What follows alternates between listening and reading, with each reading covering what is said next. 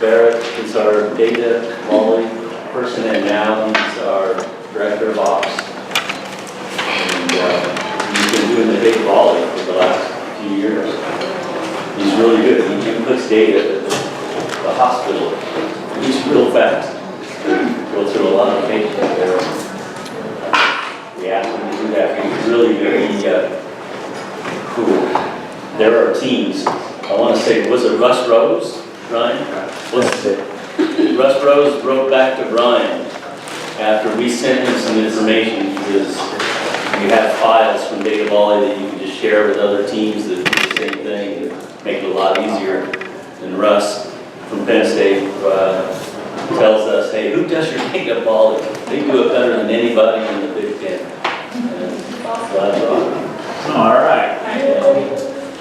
And Brian's assistant, I was with Brian at Utah State as assistants to Grayson. You guys know Grayson. Grayson was my assistant years ago when I was the head coach at Utah State. And Brian is really, really, really good. And I appreciate all that he does. He's one of those guys that you can't get out of the office. He's in the office more than I am. And I'm embarrassed, but that's the way it's going to be, I guess. And I don't know, you guys know me? Most of you, I suppose, who I am. Infamous or famous, I don't know what you do. I think it's infamous. Been around, coached men and women. Andrew asked me the question just a while ago, which is who I like coaching the most. I kind of got out of it by saying I like them both. It's kind of true. I think there are advantages to both. And I like what guys do sometimes, because you can tell them to go jump high and hit hard, and they kind of go do that right off the bat. I like women because they sit and actually listen and figure things out without being, I don't know, losing their mind and not figuring out what's going on very fast. Good things from both sides. As soon as Brian gets this loaded, I would like to get a video. It's not a YouTube, it's just on the internet. Has anybody seen?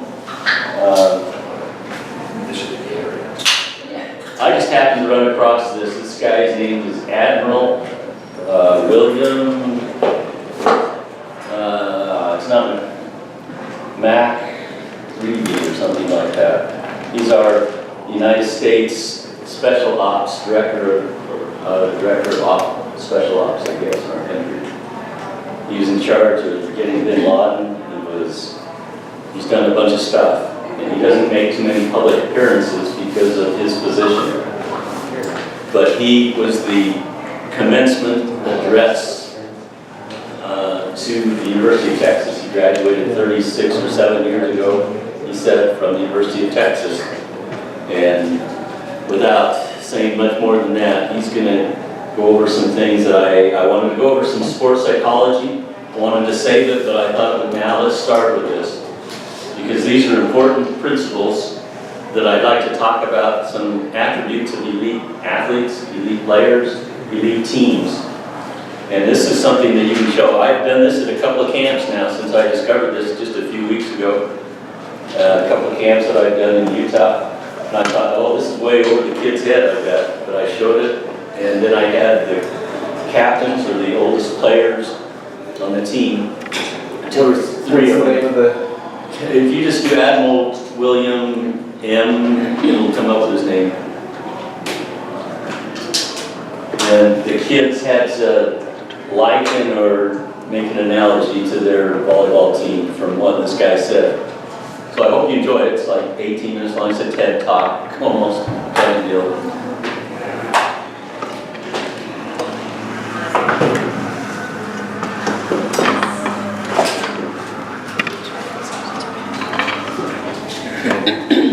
Everybody's watching you, Brian. We're just going to get the correct input.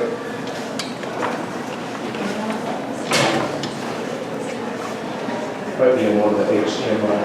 Yeah. Bob, do you know how to do it? And I asked the leaders, the captains, and the oldest ones to come up with some things. So before we get going, I thought it would be interesting to see what you guys thought from that particular video. Some things that just stuck out to you. What did you think from that? Anybody want to start? Jeanette? The first one, the little things, being staying low and fast and stuff, because they're starting at 5, you know, it's just doing it right the first time makes it so. You know, I used to think that I've seen Long Beach State. You know, that coach has been around a long time too. And they warm up the very same way every single practice. And they do some things that I disagree with.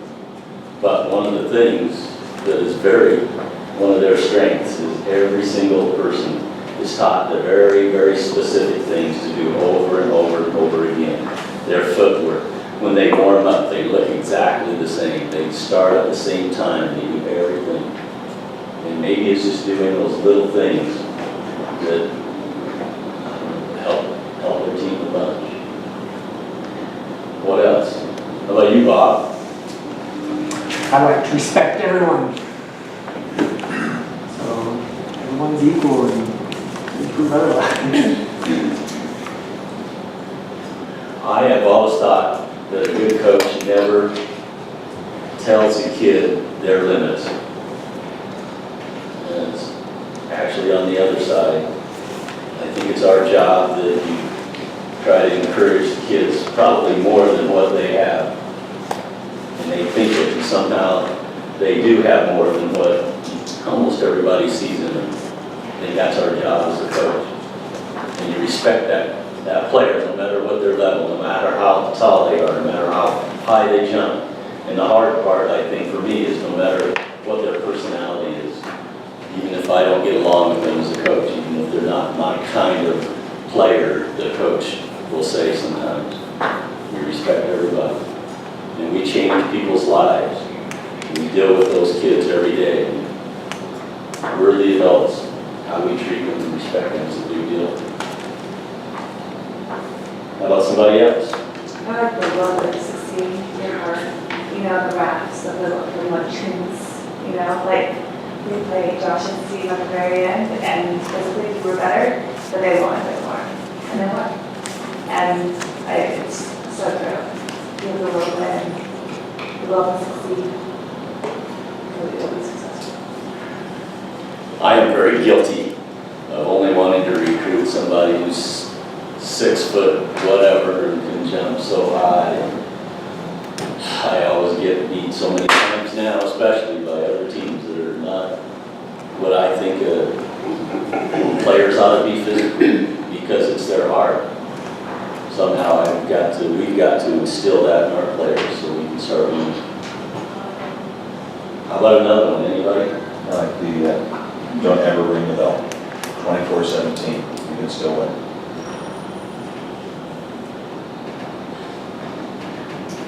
Even in practice, I think sometimes that's hard for our team, hard for me. How do you instill in a kid not to give up? Not just in a match, but in practice and everything they do. How are we even going to get anywhere if we want to be a good coach? We let our kids give up, or we give up ourselves in the team. You can't give up. Has anybody ever had a team where you're so far down you came back to win, even surprised you as a coach?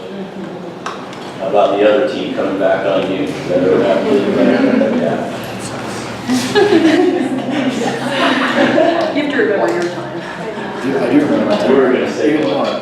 Yeah, I like the one where you said, you was talking about the belt buckles and the uniforms. No matter how much you prepare, sometimes the other team's just going to be better and they're going to beat you, and that's okay. You can still learn from it. You know, learn from it.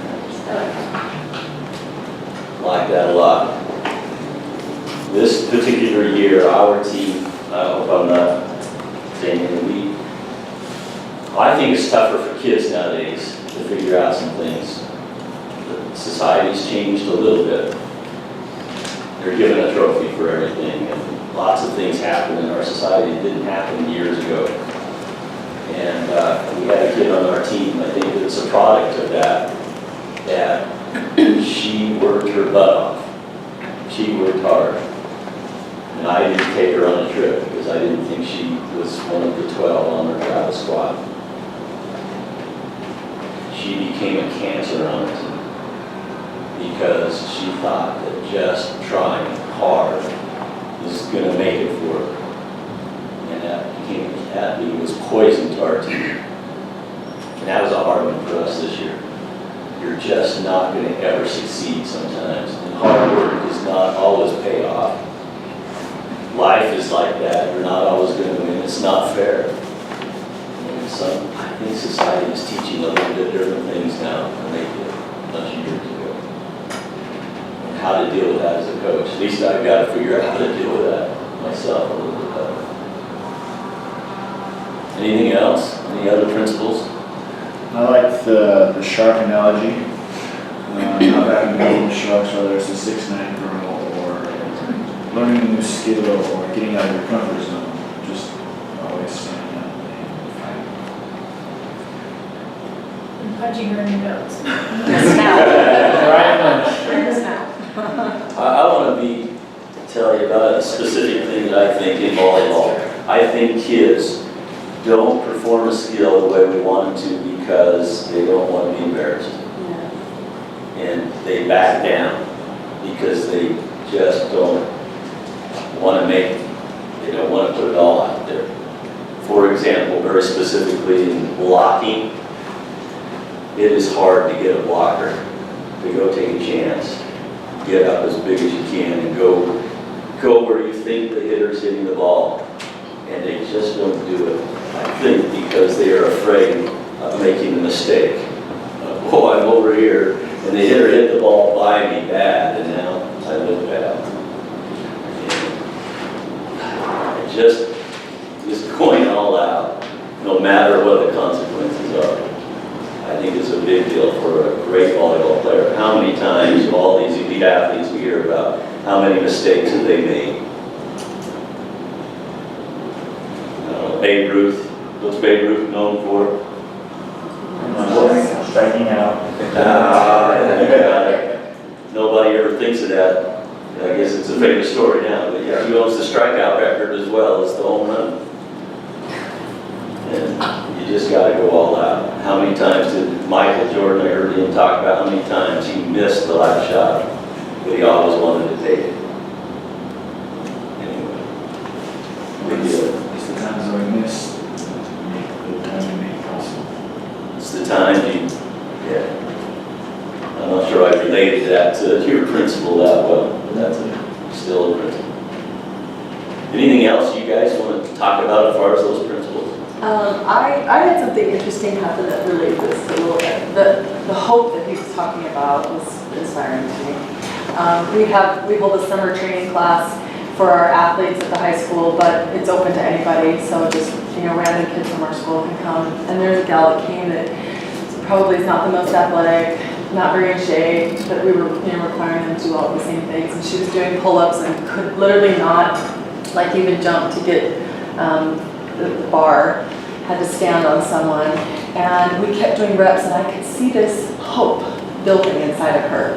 It wasn't because of pressure from her team, it wasn't from anything. She just could feel these girls really willing her on, kind of. And it was so inspiring because at the very end, she jumped and grabbed this bar and did a pull-up, as crazy as it may seem.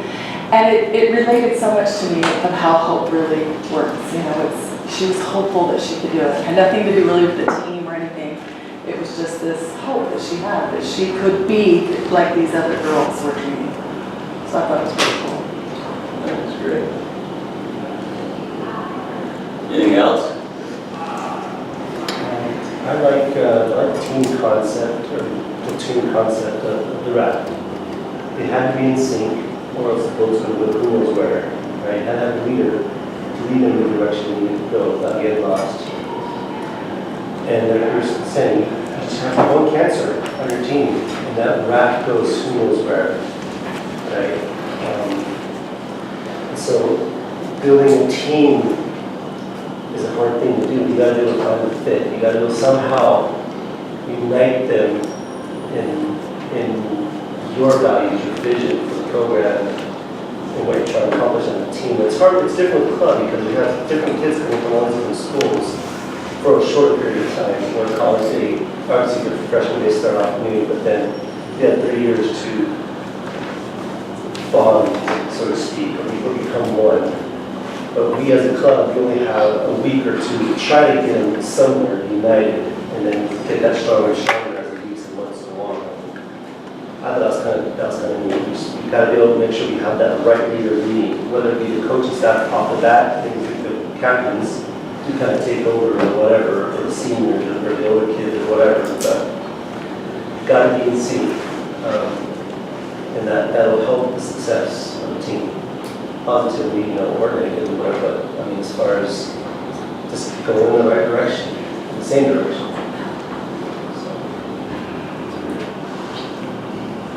I think all of this we're talking about is sports psychology, I guess you could say. And a coach is a sports psychologist, whether they want to be or know that they are, or they don't. We've got to be good at those if we want to have, make good players, make good people. And so now I thought, okay, well, we're here in this clinic. There are some other principles.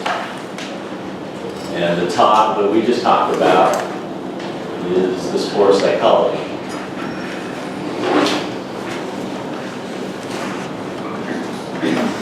And then going from there to more of the things that we kind of know about, but still in the realm of, I don't know, their principles, learning principles.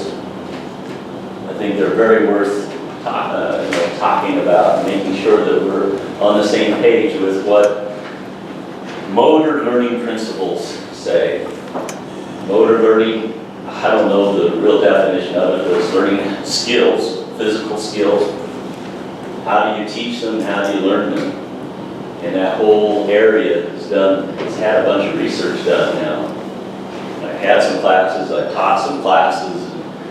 I, just in my mind, I'm not sure I cut them all, I guess I haven't thought about them for a while, but I listed some principles that I think are very important that we should adhere to if we're going to be good coaches. One of the best assignments I had for a class that I taught is coaching. I think it was just Theory of Coaching was the name of the class. And one of the best things I did was and it's volleyball, the subject we're on, I asked each person to go home and make up their best practice. Just make up a 2-hour practice. You can do it however you want. They came back and we went over the practices and I said, okay, you have to change with the person behind you or next to you, and then you go home again and you critique that person's practice. Then we came back and talked about motor learning principles and with their critique and with motor learning principles, how do you make your practice better? Or in general, I thought it was one of the best assignments I've ever given to students because they came up with some great critiques. And here's some important things. I'd like to talk about the transfer versus specificity. You probably heard this from Carl Manana if you had a clinic from him. In motor learning, that just means that we want to transfer one skill to another. From practice, we want to transfer what we learn in practice to a match. What some principles say is that, or motor learning says, things do not transfer very easily. One skill to another. And because you're good at one thing doesn't mean you're going to be good at something very, even seemingly related to it. If you're a good tennis player, doesn't mean you're going to be a good racquetball player. And so don't practice things that are not related. We're trying to make things very related so that they can take that into a match. And so that gets into a lot of interesting discussion. Can you guys think of what I'm talking about? What are some of the things that we try to do or that we can get better at to try to make things transfer into matches from practice? and see if somebody comes up with some things. I think just our attitude in practice, our attitude going into being prepared, being organized, and being just a good example of being serious about what we're doing. We know that we're sitting there having fun. Practice has to be intense, has to be like a game in order for it to be more beneficial. It can't just be a fun, goof around practice all the time. How about the pressure of practice? How can you create the same or as close to the same pressure in practice as you encounter in the meet? What are some of the things you do as a coach? Have a score. Oh, scoring. Or, yeah, consequences. Everything has a score with a winner. You have a winner and a loser in the drill in practice. I think almost every drill that we come up with, there is a winner and a loser. There's a goal. I think I listed some of these. Every drill has a goal. We got to get so many out of whatever, that's a goal. Or we're going to beat those guys, or they're going to beat us, that's a goal. And then there's a consequence for winning or losing. You guys think of some other specific things? So The transfer? a lot of times we have in practices a warm-up and a few drills and small groups, and then we do game block. But when they go to a match, they get 4 and 4, 4-4-2, and they play. So I think we need to take practices and have a limited warm-up and then go straight into sixes. If it's really true what Bernie says, that things don't transfer very easily, we're going to try to transfer every little single thing we can to a game. So what's your warm-up like? Is it like what you do in a match? Yeah, it's the exact same. You know that some coaches still go, hey, let's take 10 laps around and do push-ups and sit-ups, and that's our warm-up? And how do you think that transfers into a match or into volleyball and stuff? So getting the very first thing, how about throwing a ball and play? Because that's volleyball. A warm-up without a ball, maybe dynamic or whatever you're going to do so you don't get injured. That's a whole other subject, warm-up. But as fast as you can, how about getting something that looks like volleyball, what we do in the court, instead of without a ball.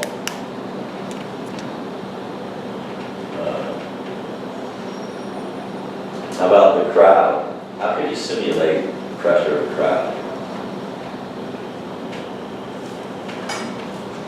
I let our football boys watch us, and I make our girls perform with the football team watching us. They hate it. Because they have to perform, they hate it. They hate it, yeah. I let them come in and. It's a great idea. I do, they'll be sitting there in the corner, most kids, coaches will kick them out, and I don't, because they all of a sudden get goofy and dorky, and then I'll start a serious game with them all in the gym. Help them. Awesome. Anybody live close to a football, like college program where you're close to the stadium? And sometimes you hear this noise that sounds like the crowd's there, and it's just the speakers that they've got going. Yeah. That's them trying to do that. How can we try to stimulate? I'm trying to stimulate ideas more than just throw it out there. How can you try to transfer as much as you can into a real match? For high school, when we prepare for state, I shrink the court, go to a sports court. I have a ginormous gym and I shrink it to a sports court, tell them they have to perform in that parameter. I kick on the sound, I pull out all my bleachers, I change the different look than what they normally see because UVU isn't my gym. That's great. How about the time of day that we practice? Think it makes any difference? Yes. If that's really true, why does everybody practice early morning or something? All I don't know what records, world records. I don't know if any of them have ever happened at a different time of the day than early evening to evening. food for thought. And we can't do that, of course, because we just don't have the gym or we have limitations. But anything you can do to get it closer to what you do in an actual match, probably the better. How about the drills that we use? Let's get into that and what that means for a game life. I think servers versus passers, it's a very common drill, and we all use it. If we're coaching a game and we're trying to achieve goals, like okay, we want to pass like a 2.1 or something, servers versus passers, we're not just trying to get to the court. We're keeping our passes over there and stacking our passes as if we would in the game. Okay, well we didn't reach our goal. It's a liver punch, not because you got 2 aces or you got 2 bad passes. It's more of a combined effort of 3, not just the one person to get aces and replace, vice versa. So I guess it's how we're setting practice, not just looking at numbers and using it as a beating stick like we were talking about the other night. So you use the profession. Okay. Or even to add on to that, you get reps with the hitter off of a pass, or your middle off of a pass. And the service or passer still setter in the middle in there. These are important. Competing is important because that's what we do in a match. Getting reps. How do you get a bunch of reps and still make it for a game like? One thing that always surprises me is how much we attack with no block at practice, but when do we ever get to do that again? If we're really lucky and somebody's held block or somewhere, maybe on occasion, but we don't practice that enough. Pretty good So thought. we've got Right to there. add that component to all attacks, even out of the base replacement. There's got to be somebody on their seven head. So the hitter's always challenged every time she goes up. Pretty good. I like that. Here's the big one. I think it's still a controversy. For good coaches do this different ways. I know some breakdown coaches, coaches that will spend blocks and periods of time on one specific skill and don't add the other skills. What do you guys think about doing that? Let's go spend the next hour just passing. What do you think? When they're really young and just learning the skill, you might need to spend that time on that an hour. You might need to block out just for that as they're trying to learn that specific skill. But you got to get it worked into a point where it's more meaningful. So there's going to be a 7 and a swing after. You may be right, but I'm going to argue with you a little bit now. Motor learning says there's such a thing called contextual interference, it's called. And that means that when you block something, I'm just going to do this movement, and that's all I'm going to have to do for 1 hour. That's not what I encountered in the game. I kind of always use the example of a golfer. He goes out on the driving range and he's hitting a 9-iron for an hour to this flag that's over there. If you ever play golf, you know that after about a half hour or just a few minutes, those shots are getting closer and closer. After a while, I say, hey, I'm getting pretty darn good at this. You're at the driving range, and then you go play golf. How often do you take out the 9-iron? Well, you take it out, but you have to putt, you have to drive, and you do all these other things in between time. Now, when you finally get the 9-iron now, it's not the same. Yeah, just all these other things that come in between interfere with the execution of that skill. I like this quote from a guy named Marv Dunphy, who's the Pepperdine or Olympic coach at one time, Pepperdine men. He said, he was asked, what are the best passing drills? He was in a clinic, and Marv said, pass, set, hit. And then he said, hitting drills are pass, set, hit. And you get my drift. That I think what happens, we need to compete a bunch. If you were to go in a practice that I like anyway, you would be competing for the most part, almost all the time. Not just breaking it down. I'm not sure what I do, but at least I think about this. But what happens is the feedback, by the way, feedback, they say in motor learning, is the single most important factor in the acquisition of skill. How we give feedback, the amount of feedback, it's a big, big deal. And you can give feedback and emphasize that passing in a pass, in a set, in a hitting drill. And then you encounter all that contextual interference. I'm not arguing with you, really.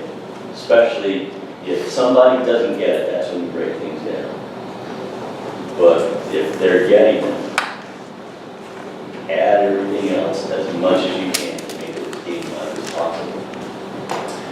Taken to its logical conclusion, one of the things that I think most of us end up doing is we do a lot of mixing of our players, which is completely not game. Like, it's not the top 6 or 7. And that's kind of one of the things that we're told not to do in some ways, is make sure we're mixing it up. But that's really very not game. I can't disagree with that, of course. What is your goal? What are your goals? You gotta have is it for the club you're talking about, right? Yeah, this happens to be high school, but I'm speaking in general, because if we do take that to the logical conclusion, then we would have the top 6 playing it. Always. Almost always. Yeah, fake an injury and bring somebody else in, which would be very good. That's a tough one. World Cup season's fake, so. That's a tough one, because you have other things to get involved with parents, with expectations of other people, not just expectations of sick people or that type of thing. And possibly they're not getting the reps against a good team if you don't put some good players on the other side. Right. There's all sorts of things in that. But I absolutely understand what you're saying. Is there a question in that? Well, so the question I have is, how do I see the value in having my number 1 setter setting my OH1. I see the value in that. And instead of having number 1 setting OH3, who's not going to be in a match. I see the value in that. But at the same time, you want OH3 to be ready to come to the match when OH3 strikes his ankle, or vice versa. And so I don't know. What's the answer to that if we're supposed to be game-like all the time, or as much as game-like all the time? How do we mix that up but still get the 6 on the court that are going to be playing, or the 8 on the court when you're subbing them in? I don't know. It's a pretty good question. I'm not sure that there's one answer to it, to be honest. I don't think that there is one answer. Because you have to be ready in all those aspects. You have to have other people ready. You have to play against good players. And then you just do your best with where you think that logical conclusion is. Yeah, well, they're not getting enough reps against good players, so I'm going to put starters versus starters. 3 against. Playing against good players is a good, I see what you mean. That itself would almost make it so you wouldn't want to have the best 6. You want to have them playing against somebody else that's just as good as they are. And I've got to mix it up because the whole team just falls apart if we don't do that for some reason. And just staleness, all those things.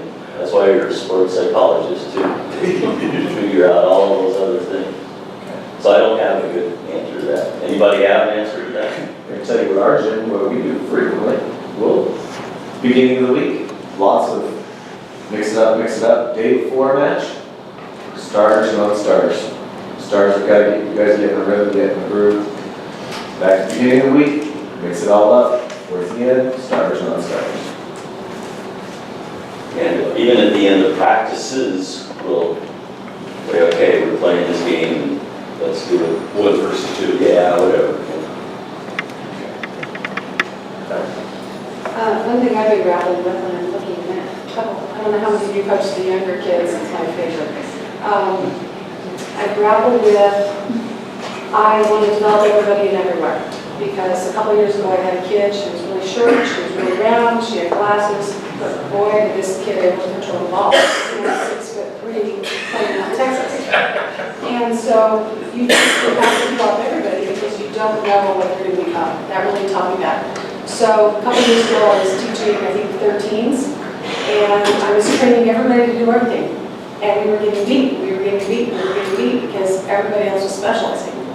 And here I am, like, you know, so where do you find that balance? Because I really believe that everybody needs to learn how to do all the skills well at the age of 13.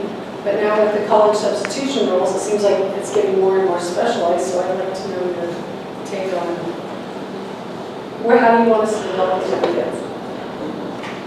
Well-rounded or specialized? I would rather myself have a well-rounded kid, if possible, but with enough repetitions in what they're going to end up doing. I never would have guessed Andy would have been 6'3", and I had no idea that. How do you know when they're very, very young what's going to go on, or what their limit is either? She's a back row only for me.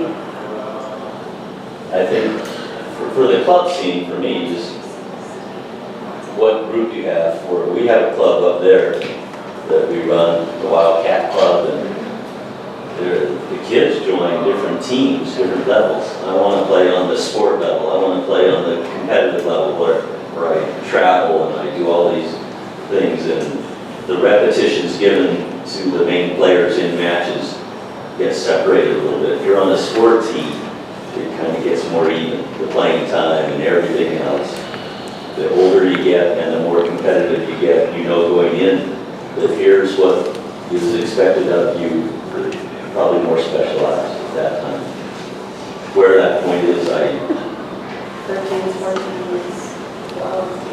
I think that depends on the kid too. And burnout, everything else is included in there. You think kids burn out now more because of club? I think just because they don't have a break, that's what I'm seeing over all my years is they don't, you know, we used to have like a summer to really condition and lift and time off, time to be with their families, but now nationals and, you know, AAU things are headed deep into the summer and then high school's getting so competitive, so high school coaches are getting them in July, getting ready for tryouts and team camps, and then boom, they're back in the club, and then they have tryouts in November, December, they maybe have a few weeks off. So I think that's what the burnout is. I don't feel like they have the strength, the physical strength to endure a whole year. So, you know, they don't get any rest. I think that's the only thing we you know, kind of need to scale back in some areas and realize that rest does a body good, you know. That's my opinion. I would agree with that. I'd also add to that I think it's very true that sometimes a change is as good as a rest. Kids are going to be active every day of their life, I think. Exactly. And a change sometimes is the rest, not just, hey, don't do anything. Yeah. Go for a bike ride, you know, go do something different. You had toys, softball, and basketball, they always for your kids. Yeah, my daughter plays softball and volleyball, and I know I personally did both. I did run track, played volleyball, played basketball, and just the change of season was great. Get outside was great, you know, it's just healthy for me. I liked it. It's softball, it's Well, I don't want to go over this so long that it becomes tedious. But anything you want to talk about? I have a question related to this topic. I think we probably agree making practice in game life is beneficial in our goal. But I also push the kids to understand maybe there's a difference between competing in a game where you kind of you're not playing on the edges of your capabilities, right? You kind of play where you know I can perform really well here. Because when I play out here, I'm going to make more mistakes, and I'm going to cost my team points. So in the past, I've encouraged girls during practice to say, okay, try those skills out here. But I'm wondering if you, I don't know. I think I agree with what you're saying. By the way, I think it's always easier to take a kid that is very aggressive and tame them down than it is to try to make somebody more aggressive. It's just that. It's a lot easier. But in practice, I always find myself saying the same thing. I think is what I heard you say. Take a chance. By the way, the topic tonight, the only topic I saw that we were supposed to talk about is dealing with out-of-system balls or hits. I got the idea from who told me that. Probably Jenna. Yeah, well, no, it was one of you guys. Or Andrew. Did you? I have Yeah, Mike told me that in terms of what was it called? That Triple Crown, that the other teams were better than the Utah teams in general because they hit out-of-system balls better. My ball control to do that. So I want to talk a little bit about that. But try that. What I was thinking about why I came to that was practice. Go get a swing at this ball that's set on the 15-foot line and crack it. See what happens. Maybe I wouldn't want you to do that so much in a game. So you'll encourage that during practice? Absolutely. I mean, they understand this is game like we're trying to compete, but it's not like, okay, you can't take risks. There's also another motor learning principle that says, if I'm engaged in something very powerful, that's how I practice. For example, tennis. You don't teach a tennis player when they're serving. This is what lots of coaches do, I think. Make sure you get the ball in. And their serve is easy. No, you practice hitting hard. You got to go play in Wimbledon in a few weeks, or a month, or a year. You better be practicing serving hard. If you serve it easy, if you serve the ball easy in volleyball, that's an interesting stat too. In camps, I ask, what is the worst thing in volleyball? According to statistics, what's the worst thing you can do in volleyball? Not the sports psychology stuff, but the skills. It is missing your serve. You did that on your own. Nobody else helped you with that, and it's just a point. Nobody else touched the ball. But the question I always follow up is, what's the next worst thing? Too easy. You're probably going to get it by what I already talked about. What did you say? An easy serve. In the Olympics, if you serve an easy serve to an Olympic team, it's 95% side out. So it's like giving them the ball. Here you go. And that's the next worst thing. It's not missing shanking. It's not anything else. You got to take a chance on being aggressive all the time if you want to beat a good team. And you teach the whole skill. Don't break it down too much, what motor learning says. Make it game-like, make it transferable. Get as many reps in. There's the one that we didn't talk about. How do you make your practice getting a bunch of reps and still game-like? You do 3-on-3 or not? I say you do. It gives you the opportunity to get a lot more reps, and that's very important. Even though it's not so game-like as 6-on-6. Can I add to that? Obviously, no touches is great. I heard this story about Karch Cry one time. Somebody went into his gym as he was a player, and they said, go shag balls. And Karch Cry sprinting around the gym. Shag volleyballs for his practice. And at the end of practice, this person went up to him and said, why, you're the best player in the world. Why are you, Karch Cry, sprinting to go get volleyballs? And he said, if I sprint to go get these 4 volleyballs, that's 4 seconds more volleyball I have this time, which is 4 seconds more next time, which adds up to a minute today. That's maybe 8 more volleyballs for today, and that's 8 more tomorrow, so that's 16 more volleyballs that I have to go into that. But I thought it was an interesting take on just, that's an easy way to get a couple more volleyball. And that's coming from the best player in our sport.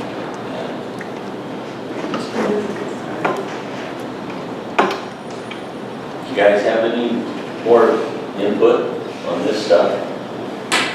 I love the idea of doing an aggressive drill, similar to where you'd say, we do tip drills, for example, where tips are going down, so we'll say, great, anything that lands past the 10-foot line and drops is 2 points. Makes the defense work. I love the idea of doing that with an aggressive drill, where if you're 10 feet off or 12 feet off on out of system, and you hit a ball deep and it goes down, that's 3 points. You know, I mean, you add something to it, like you were saying. You know, it might not be game-like, but they're gonna try it because they want 3 points. And you make them aggressive. And maybe you could add something aggressive to the drill. So making it game-like, because that's the game. Sure. Good idea, I like that. If you wrote those things down, I imagine there's one or two others that I just didn't write down. But if you go over your practices and just say, okay, does it fit this? Can I make it better for some of these things? You're going to come up with your best practices. I think if you keep those principles in mind. Tom, what is the one under competitive? We can transfer that. Oh, modification. That's behavioral modification. I thought I said bad mood. I was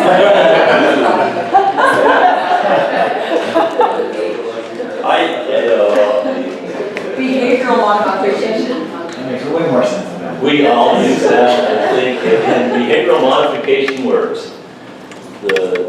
Somebody's going to respond more or less to what they get in return. I hit a ball hard. Oh, here's a good story about positive feedback and behavioral modification that increased this guy's behavior. You know who Steve Timmons is? Anybody? Okay, he's a great player. And Marv Dunphy again tells this story. Marv was his coach for a while. I had him in the gym, and they were trying to make him an outside hitter instead of a middle. And he was just all over the place hitting the ball. You hit him here all over the place. Marv just set up a chair, an old metal chair, down the line and said, here, aim at that, because you're all over the place. He's trying to hit it right here, will you? And he's over by himself doing this. Somebody's tossing him or setting him up back in those days, I don't know. But Marv said all of a sudden, the team is playing, and Steve is on his own, doing his own thing. He's kind of getting kicked out of the drill. He's all over the place. They heard this loud crash, and it's the chair that just, you know how sometimes those old chairs, boom, and it's echoey gym. And everybody kind of stopped practice, thought something went wrong. And the light went on for Steve Timmons. That's pretty darn cool. I made practice stop over here. I'm going to do that again. And that's what his goal was from then on, is to hit a ball so he could make the chair fall over and make a big loud crash. Who got it? Obviously, better. But what his goals were, that's behavioral modification. Your behavior is going to be modified by the consequence. I like that consequence, I'm going to do more of it. I don't like the consequence, I'm going to do less. That's what consequences for everything. We have goals, we should have goals for drills, and we should have consequences for reaching or not achieving a goal. So behavior modification. Okay. What? Change it. Yeah. I know one thing, I had a coach one time, when you were talking about, the contextual interference, doing one thing. He used to always mix up our travel plans all the time. So we would think we'd be doing something, and then we'd have to do something else. We'd be late, or we'd get early, or we'd, drive in a car, or then we'd maybe have to run. Always changing stuff. And it always kept us prepared to always have it not be the same. Which in some ways was good, because we always had to kind of roll with it. We never knew what to expect. I don't know, it made you kind of a chameleon. You didn't care what gym you were going into, didn't care who was on the other side, because you were just trying to get there, I like that. I've never applied it personally, because I'm kind of the more need a little bit of balance, but it worked. It's working, so just back to doing the same thing. Did you want to go with this? He did it on purpose. He did it on purpose, it was crazy, but. Organizational, just organizational. Behavioral modification, let me say one last thing about that. You guys, I don't know, by show of hands, I guess, or just tell me, you think that it's better to be a yeller and a screamer as a coach, or not? You coach men's or women's, Tom? Depends on what's going on in your mouth. So the answer is, it depends. Isn't that the answer? Was Bobby Knight a good basketball coach? Yes. It's pretty hard to argue, wasn't it? How about John Wood? Is he known as a yeller and a screamer? I don't think he was a yeller and a screamer. Was he a good coach? Yeah, I think you can, it's all behavioral modification.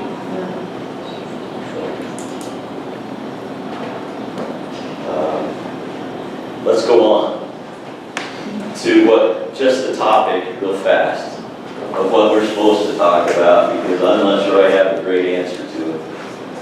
How are we going to be better in Utah at controlling and turning an out-of-system ball? I think the big question is, I was talking to Jen about this, and something we noticed is that here in Utah, we don't, well, not just Utah, everywhere, but we don't really play where the ball takes us. We expect the ball to be in a certain spot, we expect the center to set from a certain spot, and we expect the ball to be in a certain spot. So these kids approaching to the same spot over and over and over. But we don't realize that we're playing against other individuals who are trying to throw us out of system. We game ball, yeah, we want to be good putting the ball in a similar spot so you can adjust. But in reality, especially because of younger kids, it's never in the same spot. I mean, it's all about being able to adjust and play where the ball takes you. So it's how are we better? Like our ability to play where the ball takes us versus. But defense too. The kids don't play what they see. They play, well, I'm supposed to start here. They play a spot. How do we, I love that. How do we play where the ball takes them? I like those words. We just went over that in the players' training. Don't, we just say, hey, we're going to re-block, we're going to read defense, sorry. And yeah, here's your base. Start your base, that's okay.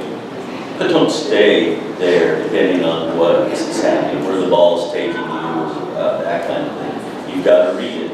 I think the art of reading is not developed enough in Utah. In particular, I think that's true. Because we have clinics where it says, the ball's going to go here this percentage of the time, so that player better stay right there. And this is where you got to start your approach. This is where base is for the setter. And we have these different various, I don't know, I think I probably have a different opinion than gold medal squared on very few things because I'm very close to it. They're different from somebody else, but I think in Utah, we've got to do it this way. And is that true, you guys? We're kind of in a system that we better do. Yeah. I don't know. I think they can't, I don't think they can think for themselves. Like, when they're running after a ball, they can't see that where they are in relationship to the court and what should happen next if it's out of system, you know? I think they almost need someone telling them all the time, okay, now this has got to go to here and that's got to go there. And you see these frantic looks, like they really can't decide for themselves. They're and I hate to say they're volleyball IQ, but they just okay, so struggle you with what comes next. stated the problem. Do we agree with that? Kind of what's going on? Why is that going on? This is not in our like cookie cutter Cookie cutter? tasks that could be in the right spot the whole time. It's supposed to go to the setter. Now it's going outside Once and it I'm in goes out of that coverage. mold, then it's like, because they're not taught when you go outside that mold, you're taught what to do inside the mold. Sometimes you slide down the rope at first, is what he was saying, and that was one of my favorites on there. And I'm sure Andrew would like to take everybody outdoors for a while, the kids, to teach them some reading skills. And that's, to me, I think, I learned to read by going out sixes, but boy, it taught me how to read somebody's swing, it taught me how to anticipate where the ball's gonna go. I like that actually a lot. Our best player on our team, you would say she's our best player, got a long ways to go. She's your player. And she played all summer, last summer outside, and she learned a ton. She does much better coming back. I don't know if that's the answer to it, but yeah, she knew how to read a lot better coming back. She's our best out of system. Best out of system hitter as well. Which I think is what you get from playing outdoor, because everything else. Well, you're in the sand, you want to make sure your first pass is pretty good so that you don't have to go, I know I play the sand, man, you worked hard, so you don't have to work as hard in the last 6 months. I like telling our players that we've got to concentrate on getting a good swing and giving a good swing. And young kids, how many times do you guys see your young kids setting the ball, especially a non-setter, and passing the ball? I'm going to pass it off over here to my right side. It has no approach to get a swing at this ball. That's one of my little pet peeves in our practice, that we don't better the ball. We don't get a good swing. Oh, we're content to just give it to somebody, maybe even just a free ball. We need to get a good swing. So we got to have a hitter yelling out what's going on. In our little clinic that we just did, one time I asked the players to yell out, what's your high set? It's a 4. What's your faster set? A go. Okay, go yell what you're going to hit, especially the left side blocker when we have them doing the maxes. The transition is so hard. I don't think I heard anybody yelling to get a good swing. Not even the ones. Right after you said it. Right after I said it.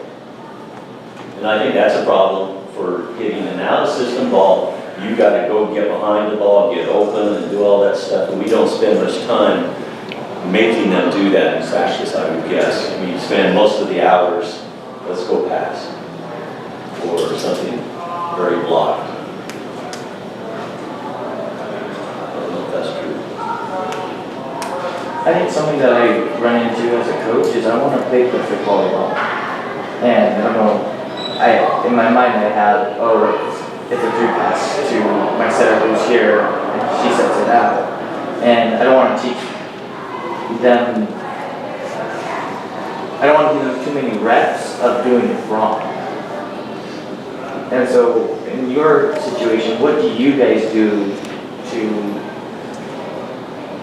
you have her do a bad pass on purpose? Or do you just pass the ball? Well, we have a few drills that we've made up.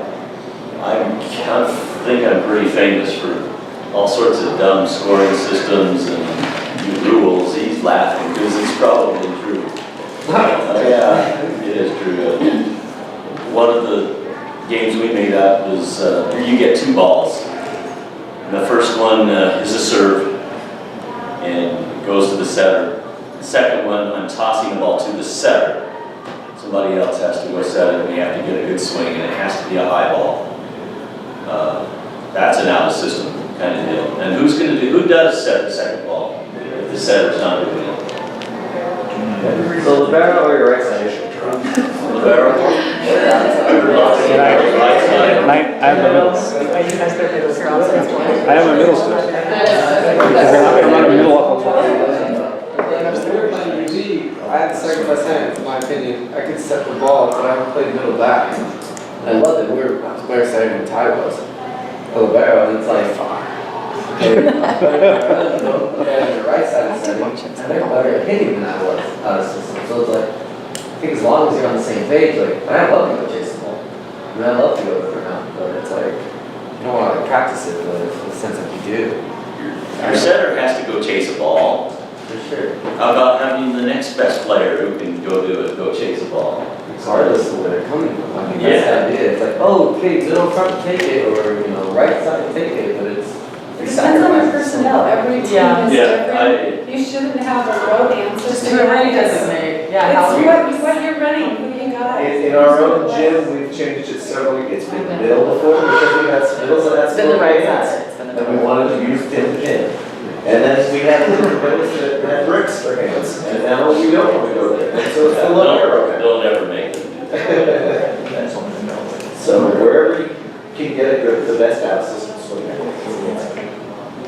Yeah, practicing it a little bit, out of system stuff happens. Scrambling for a ball, that's always an easy one in a scramble, where you want to make them work hard and it's not an in-system deal, and they gotta go get a swing. You can have consequences for not going and getting a good swing or giving a good swing. I don't have very good answers other than that. So, specific, talk about how, what do you mean by getting a good swing? What do you want hitters to go do to go get a good swing? I think there's some very technical things for getting a good swing that's worth talking about.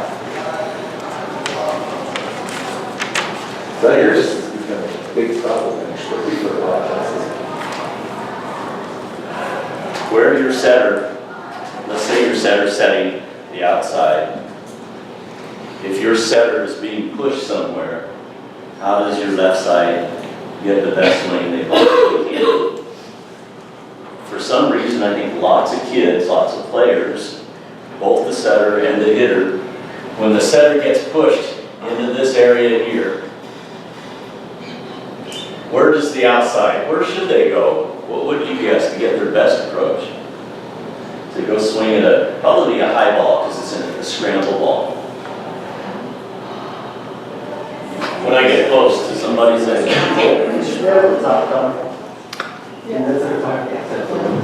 way out here, everybody agree with that? I mean, I actually think that I was backing off. Yeah, I just came a little farther, a little farther. Okay, so is this the regular spot to take an approach? Setter gets pushed. Is that the better spot now? That makes sense to me. It's almost like a string theory I came up with. I don't know if that's true or not. If you tighten a string like this, that's kind of where the ball has to go. And if the setter comes this way, to get this, the string goes like this. But invariably, when the setter gets pushed here, they send a ball that's about 4 or 5 feet above the height of the net, and it's not the same setter. And the hitter sneaks in to go hit that ball. That's a problem, I think, for hitting an out-of-system ball. There's a guy named Pat Powers who played for our national team. You know Pat? Such my Play for my children. Oh, on very nice. He was famous for how big a time approach, big approach. He would get out here for his approach, regular approach. I don't know what, he's way out here. And if the setter got pushed over here, we're gonna set Powers. This is high ball, and he's gonna get as big approach as he wants to go get as big a swing as he wants. But invariably, our young kids, I'm just gonna set it like real fast because I got pushed over to that side. I think that's wrong. Yeah, get it up and get a big swing as you can. You're not tricking anybody. You're not tricking anybody.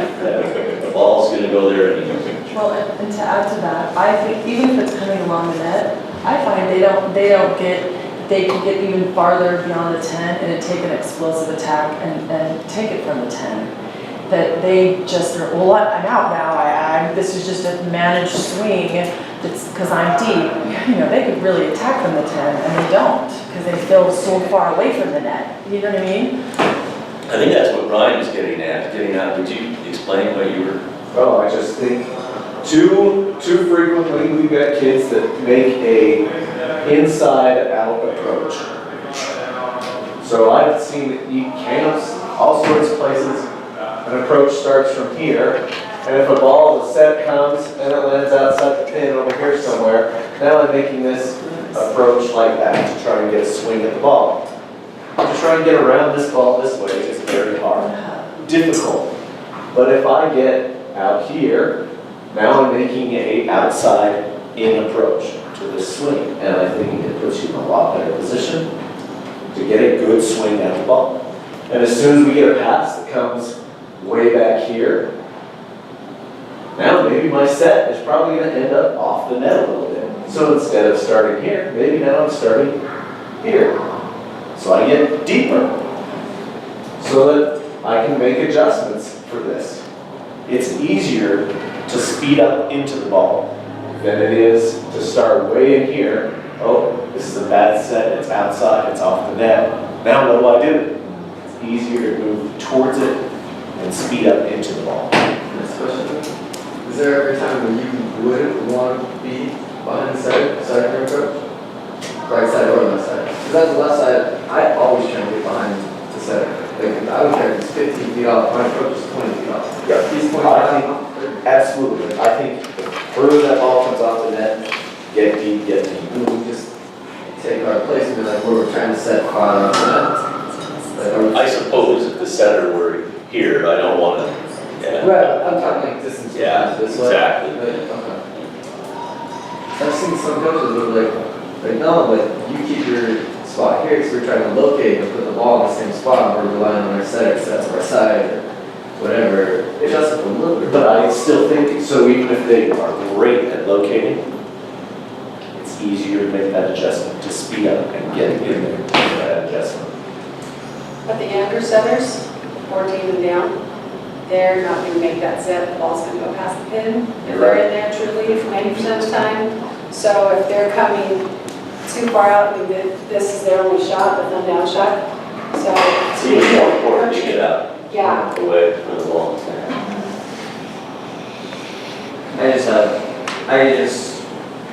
I don't know where I picked it up from, but the farther that they're off, I kind of try and keep the same angle as if I was an outside.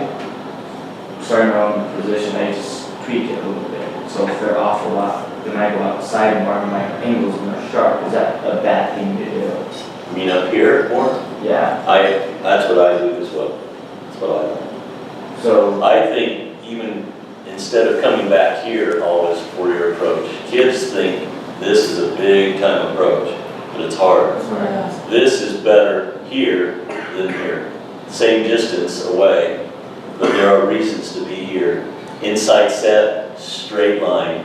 Maybe this is okay, this is inside. Outside set, for sure it's better to be actually, out it's hard here. to come hit a ball that's coming behind you, Yeah. and you're used to getting a ball that's coming from the Sure. side. I think that's what he's saying. Yeah, so if you're deeper, not only deeper, but also wider, I think, too. Yes. So just Deeper and wider. yeah, so that's where I want my, so out of system, I'm going to say outside, I want you to go closer to the net, but 5 to 10 feet out.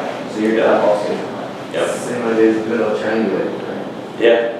This kind of, I find myself personally liking to be up here wide a lot.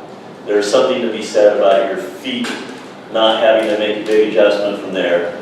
If you're even back here, you're making much bigger adjustments.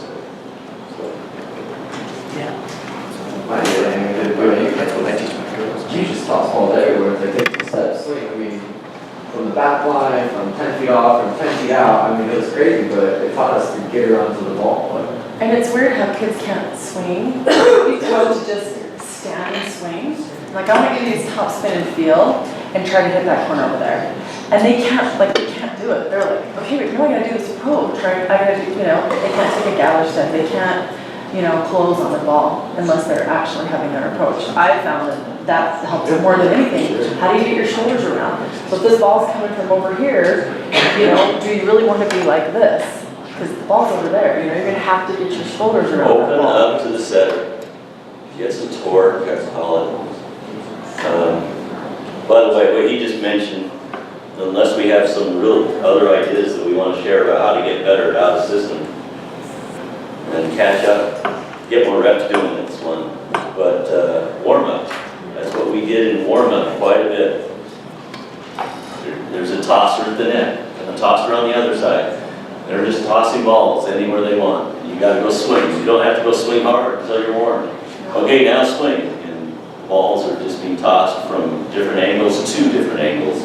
You got to learn how to deal with it better. And you can do that as a warm-up. So, sorry, I was just rushing. Sure. So, interrupting. The game's turning into a more right side dominant game. On the men's level, I mean, you're left, I remember you talking about setting the on-hand hitter, because the right-hand chooses to square up. If our right side is the big gun, and he's used to swinging, like, is there a point in time where, okay, we don't want to set the right side because our angles are too extreme? Or, like, I don't know, where's our balance? OH2 versus our right side, because we've been in front row together. Do we go with the weaker hitter who has a better chance of making a good play, or do we take more risk with the big gun? Like, where is there a balance? How do we find it? Like, that's the problem I feel like, especially UV. I didn't know who to set, like, we're out of system. The answer is always me, so. No, we were talking about I was coaching. I mean, I had Paul and Fish and these other guys who just wanted to wail on the ball. But in the same sense, it's like, okay, we set our on-hand hitter, but our gun's in the back, you know?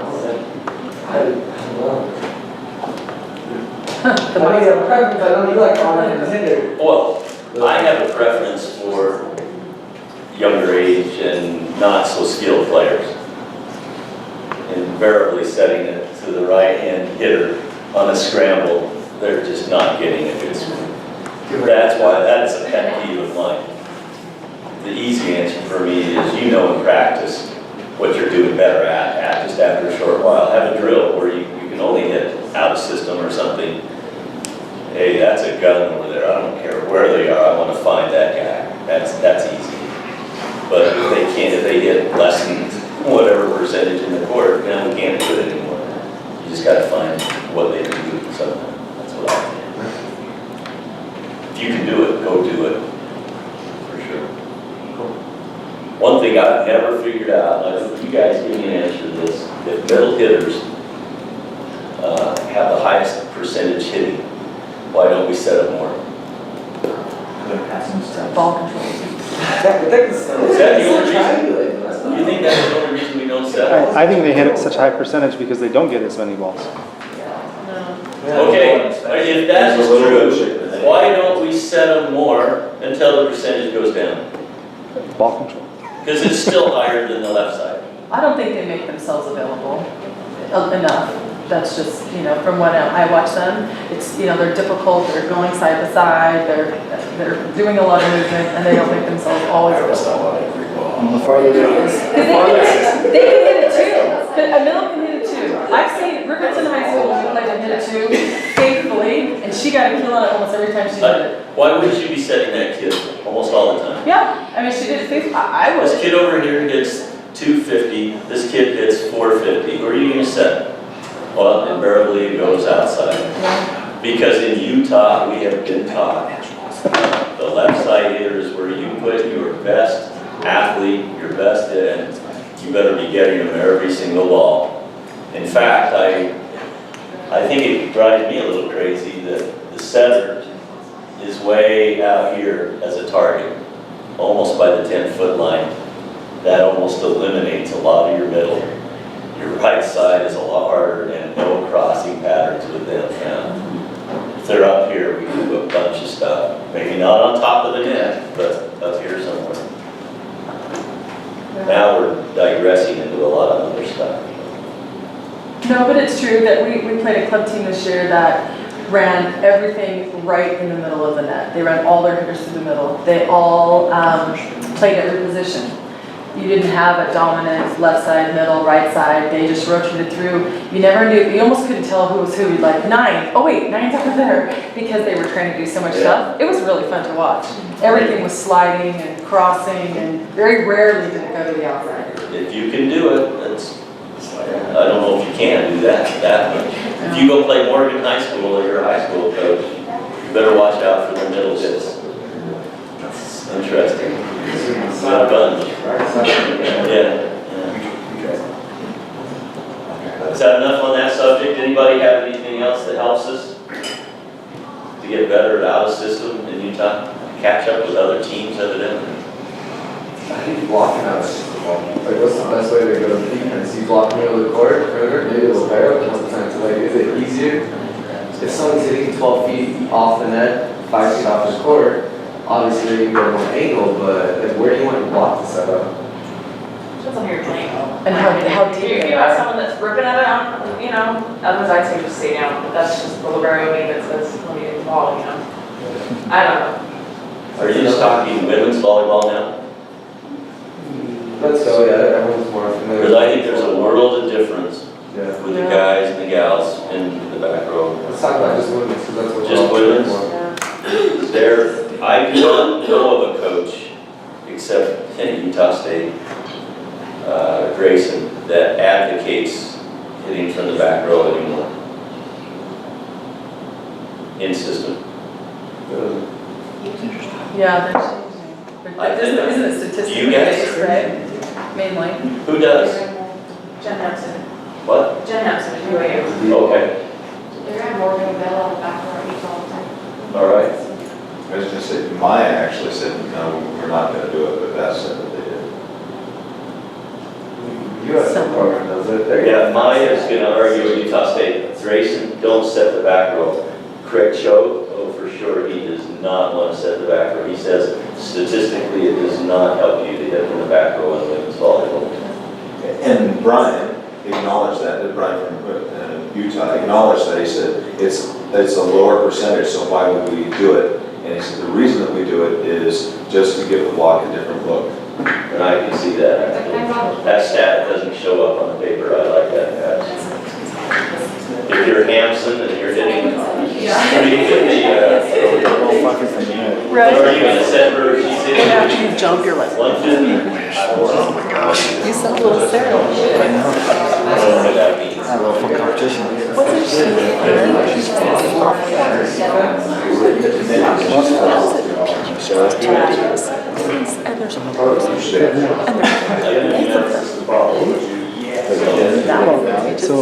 In our clinic today, you want to answer something? Jason Watson answered that. He said he only blocks 5 girls in the Pac-10, Pac-12 now. So back when they hit out of the back row, only 5 were recorded. Statistically. Are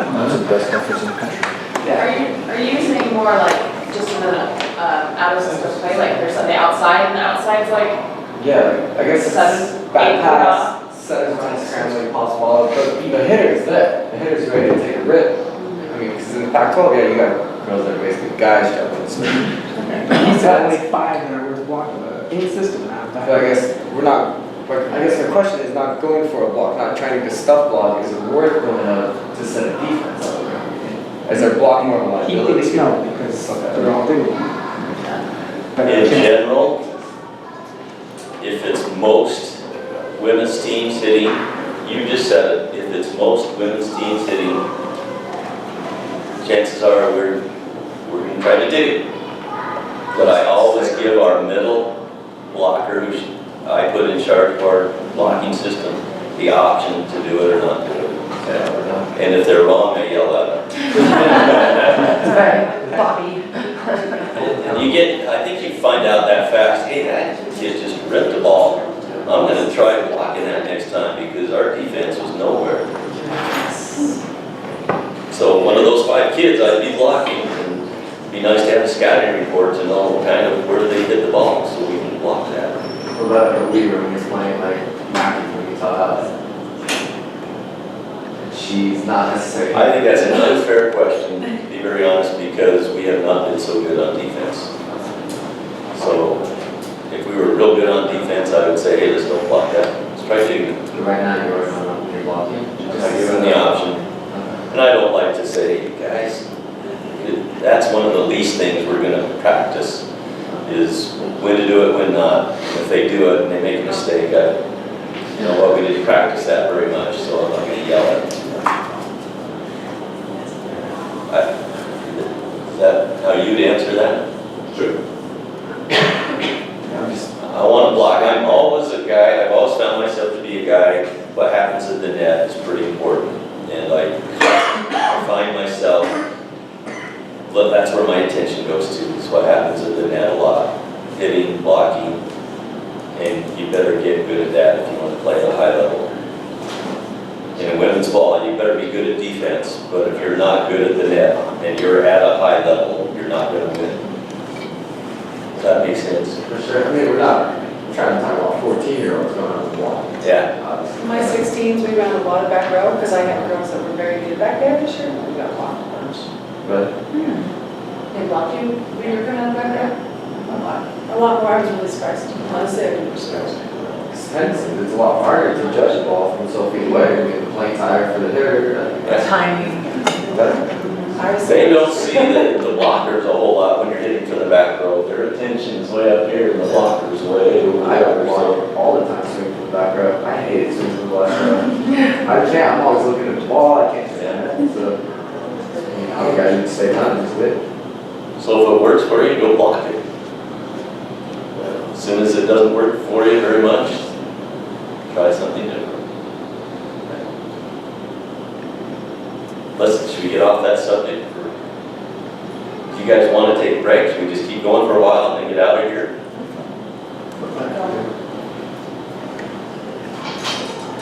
I wanted these guys now, if they would start talking about what we think are important statistics that we keep track of. It's easier for us to keep track of than high school or a club because this guy is in practice doing this all the time.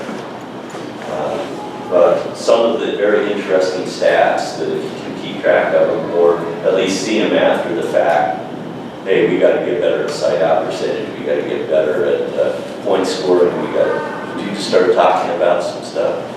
Sure. What stats, what stats do you take? What do you think are the ones that are most important? Club or high school. Results are different. Passing for sure. Passing, absolutely. Pass to take. Service. Serve, receive, passing.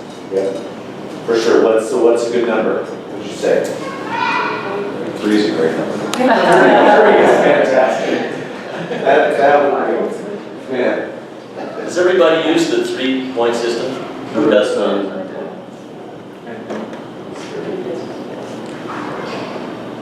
For our team, that's what we look for our team. And then on top of that, we like to track what our percent perfect number is. So for us, we're shooting for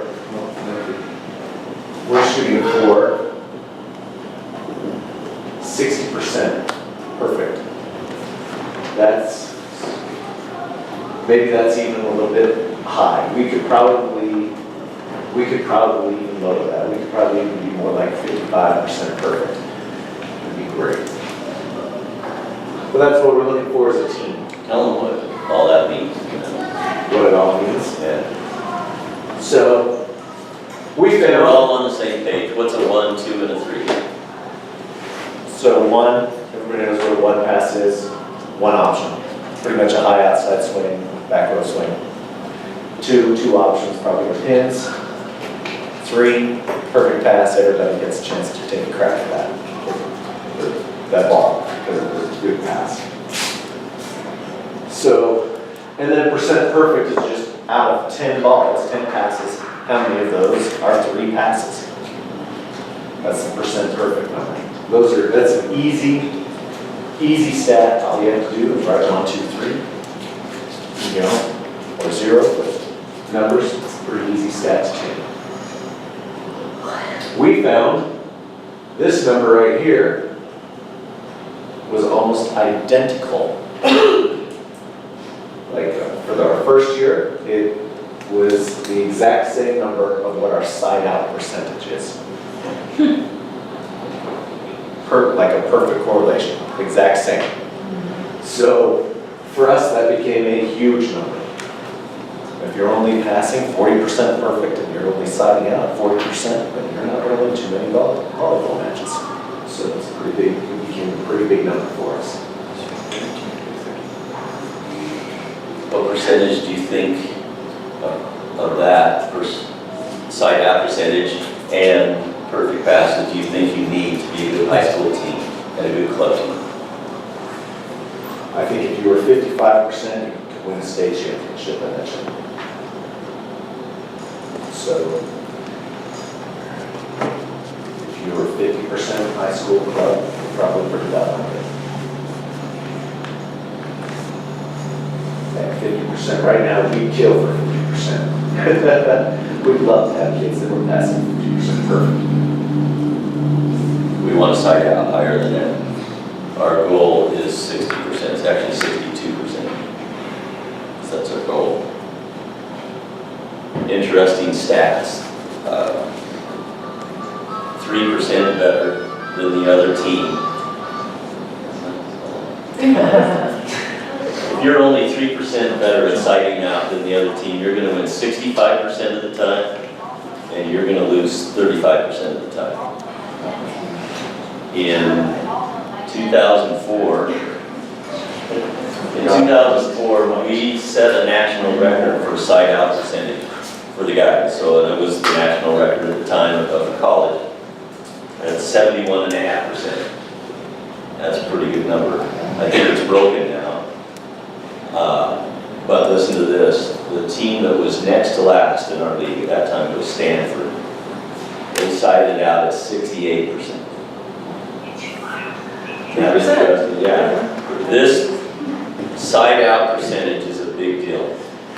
And we do in camps, almost do it every camp. We play a game called golf or some things where you just sight out and figure out your percentage. And just the difference between one play. If you give them 15 opportunities, just changing it from, oh, I fumbled that ball, I didn't get the point, to I made a nice play on it and we won the rally. Just one play difference brings your percentage up almost like 5% or something like that.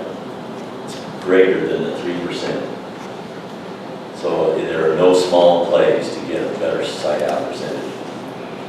And if you are 8%, that's our goal, 8% better than the other team. That means you're just going to win. It's 90, I don't know if it's over, it's over 95% of the time you're going to win if you are 8% better than the others. So that's sight out percentage.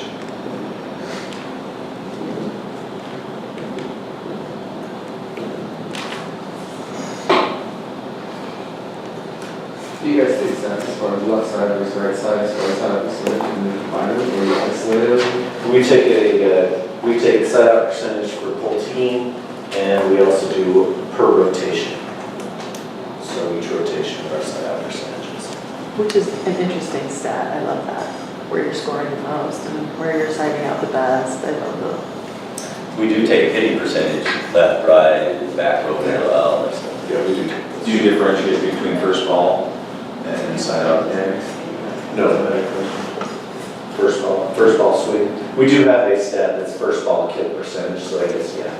But you don't focus on it. But we don't focus on that near as much. We could. We've got lots of things to work on. With what you said, Bill Neville, I remember listening to Bill Neville, and he thinks that's a huge, that we have to look at the game. Instead of a match, you have to look at 6 small games within match, meaning rotation by rotation. You have to take and analyze rotation by rotation. And that's a big deal. He thought that you have to look at those mini battles within each game. And it's surprising because that's why stats are effective. Because you, as a coach, you're managing your timeouts, managing your players, managing the game. And when after a game you go back and you look at the score sheet, you're looking at stuff and you're like, holy crap, what happened here? You know, it really helps you make changes. I have a question. So, well, as a co-coach, I'm not gonna ever get that much information and be like, wow, I need to focus on 5. But say like, you have row 5, and you really struggle. What do you change? Like, I'm like, well, we struggled in row 5, can't get out of row 5, like, for me. What would you change as soon as you know that information? Does that make sense? Yeah, definitely. I think that you change, especially if it's side out. Let's say it's rotation 1. Okay. And everybody is famous for stacking rotation 1. You just pull back where you are. So your outside is now hitting on the right side, and your right side is now hitting on the left side, whatever. So change something. Yeah, you change something. So now let's change how we're going to stack. And we run over there and made practices. Maybe that's what I'm working on. I'm saying, man, if rotation 1, it just isn't working for me, then I'm going to play around with this, maybe for a whole practice, and I'm going to find some way, maybe it's the fact that my outside hates hitting on the right side, and they just can't ever get it. So go put them where they want to be swinging, get the ball, and that's on the outside. But I think that's the big answer, is find something to change. Try something else. And you've got to practice it. They can't, if you go in a match and you're in a match and say, hey, guess what? Hey, here's where you guys are going to stack over here. They're out here. Yeah. Freak out, and it's going to look really ugly. And you go, well, that didn't work. You got to practice it. Another thing I find happening is that you are going to have some bigger rotations. And so maybe changing your lineup to even it out. You don't want your two strongest players to be next to each other. Well, that's not good. Or, and when people are making lineups, where do you put your, I don't know, why do we always do this? Good question. Nets up. Why do we do this?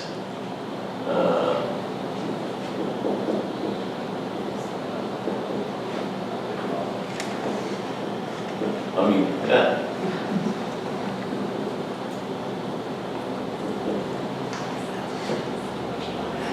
Why is that so sacred? To triangulate your three best players. What? To triangulate your three best players. What do you mean triangulate? Your MB1, OH1, and opposite. To triangulate them so you're having,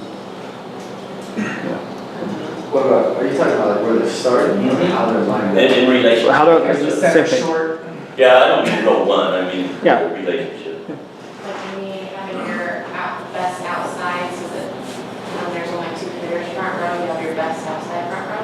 I think you have an optimal side out. You guys got it. That's why we all do it, I think, is that all those reasons you just said. There's three people that are kind of usually let's get them away from each other. And let's put our best hitters next to our setters so that when they're in the 5-1, it's not out easier. But you know what? It just doesn't work that well all the time. But we stick to this. I agree, because I would put my OH1 there sometimes, but she would also be my best passer. So when I only have two hitters and a setter and not a very good block, that girl could dig and she could pass a mean ball that the setter could deliver to one of those hitters. So like sometimes just flip-flopping, even though that's like gospel, just changing something different sometimes works better to me. Like I don't think you have to say that completely. I mean, you kind of maybe want to start obviously in that vein, but think outside the box sometimes it's not working. You know. I'm just wondering, why is everybody starting their one? You give your best server, your best, you know, like think about it. I don't know. I start with my best server. Center's always the best server on every single team. Yeah, my libero's the best server, so I start with my libero. Like sometimes people like, I don't know. I Yeah, say my opposite is my best servers. So I That's start with why four. side out percentage, by the way, has to be more important. And which And it's row? kind of easy, you know, when you made the comment, that's hard to do in practice. Well, just get a flip chart and do out of 10. So that, so much out of 10, that's easy, because somebody, all they had to do is keep a rally score. That's our side out percentage. And then after a while, you get, just add them up, and see what your rows are.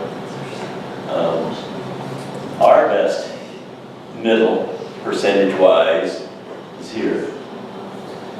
Because she can't hit in the back of the setter.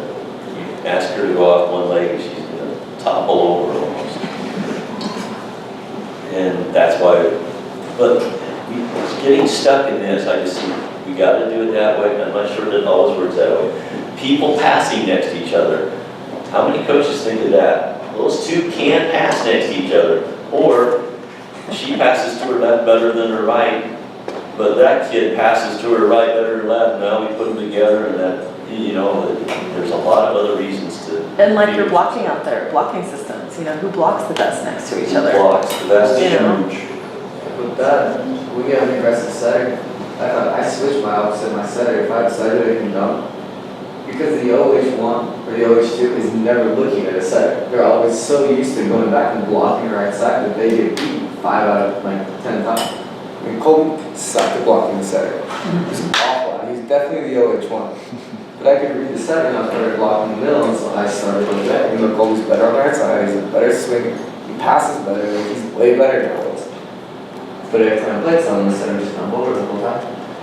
So I switched him, we score 4 or 5 points a game, just by my side going up, and then the outside like, oh, God, where's the right side? At a pretty decent level, when you get competitive, I think a reason to make up a lineup is look at your passing rotations and draw every single rotation out and see if there's some bad rotations. And if there are, change your lineup. Yeah, how are you gonna hide your worst passers, you know? Could you drop a right side back? Could you, you know? Right. And hopefully that matches with who can hit the ball, the rotation. More stats. What are the stats you guys use? I do errors, depending on any type of errors that my girls make. Okay, we keep as far as errors go, we keep a plus, minus, and then differential. So every time somebody makes a positive, a kill, so anything plus would be a kill, would be an ace, would be a block. Anything that scores you a point goes in that column. Anything that would be negative, so anything that costs you a point, service error, hitting error, whatever, return, you got ace, would go in that column. And then the differential is just pluses, minus the minuses. And that ends up a lot of times, those are our starting 6, whoever has got the best differential is going to be on the court because they score more points for us. Versus whoever makes a bunch of errors, I don't want them on the court because guess what? They're not scoring this point, they're taking points away from us. That's the big thing in the international, they talk about points scores. How many points did this guy score? It's not the differential. We made the differential too. That guy may be making a lot of mistakes as well. Who's making better plays than bad plays? I did something kind of like this year, but also had what the error was and what rotation we were in, and it was easy just to see all that information right there. Why are we eating second row 5? Because my outside hitter keeps bombing the ball long every time. Or my left back can't pass the ball short to the right. It's really nice to be able to look at that in between games and say, this is what's going on, this is what's going on, this is why we're stuck. We need to make a change. I like that, especially looking at it. Again, I like looking at things rotation by rotation because it paints a picture for you what's happening in the game. And I think stats, especially hitting stats, are good with your girls. I know that, like when I played softball, I wasn't the best softball player, but we would run into the dugout because our coach would post our hitting percent, you know, our slugging percent and all of our hitting stats. And so I had this girl, Danica Youngblood, that was electric, and she would smash the ball on the 10-foot line, but she'd hit more balls in the net or pounds. And until she could see that she was hitting 100, even though we'd kill a team, they didn't really understand it, I thought. I mean, when she could see it on paper, then every game she'd try to make her hitting percentage better and better. You know, it's become kind of famous, and maybe it's died down a little now, the use of a cauldron. You guys know what a cauldron is? BYU, the guys used it because, I don't know who started the cauldron. I can't remember. It's a soccer guy. The soccer guy started the cauldron. North Carolina. And, It's the North Carolina. famous soccer coach. North Carolina was coach. Yep. So he throws all these stats and just called it the cauldron, and whoever has the best stats are going to be my starters. We kind of semi-do that because he keeps all these stats. We're going to start the players with the best stats, and it gives us a reason to tell, hey, look what you got to work on and who we're starting. If you went to BYU, that's exactly what supposedly they do. You're the 6 guys with the stats, and you are going to start the match. Pretty competitive that way. I tweak it because I don't like that. Sometimes the cauldron doesn't end up the way you would actually start, or whatever. So I add other columns. You can add and rate. Anytime you rate something, you can put it in the cauldron. You can rate their attitude. You can rate anything you want. everything is all up to me. We don't ever call it a cauldron, but here's your stats. Final decision is me, that's how we make our travel squad, our lineups. Everybody's different on that. Something else we changed a little bit. We used to post, so we take stats and we used to post it. Here's the paper, here's everybody's numbers. And we decided to stop doing that because it kind of started to get, Susie versus me. And players comparing themselves to Susie, and Susie's comparing herself to Betty, and da-da-da-da-da. And so it became this competition type thing instead we started to use what we call a standard. So we want the kids to compare themselves instead to a standard. So this is the standard, 2.3. I'm passing a 1.8, Susie's passing a 2.2. I'm not comparing myself to Susie anymore. I want to compare myself to this. This is what the goal is, this is what the objective is. So now it's not posted up for everybody to see, it's handed out individually. You don't know what Susie's got, you know what you have, and you know what our standard is.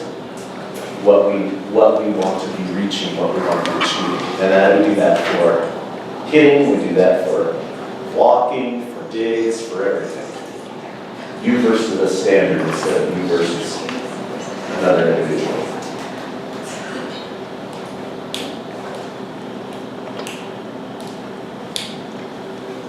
Is there anything you wanted to show?